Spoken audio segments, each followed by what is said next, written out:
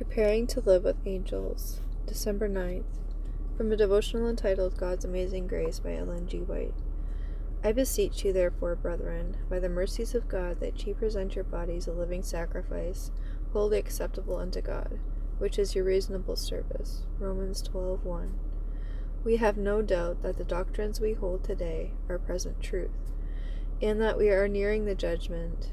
We are preparing to meet him who, escorted by a retinue of holy angels, is to appear in the clouds of heaven to give the faithful and the just the finishing touch of immortality. We embrace the truth of God with our different faculties, and as we come under the influence of that truth, it will accomplish the work for us which is necessary to give us moral fitness for the kingdom of glory and for the society of heavenly angels. We are now in God's workshop. Many of us are rough stones from the quarry, but as we lay hold upon the truth of God, its influence affects us. It elevates us and removes from us every imperfection and sin, of whatever nature. Thus we are prepared to see the King in his beauty, and finally to unite with the pure and heavenly angels in the kingdom of glory. It is here that this work is to be accomplished for us. Here that our bodies and spirits are to be fitted for immortality.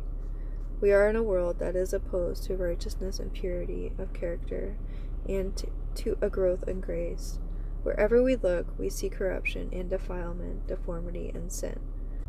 And what is the work that we are to undertake here, just previous to receiving immortality? It is to preserve our bodies holy, our spirits pure, that we may stand forth unstained amid the corruptions teeming around us in these last days.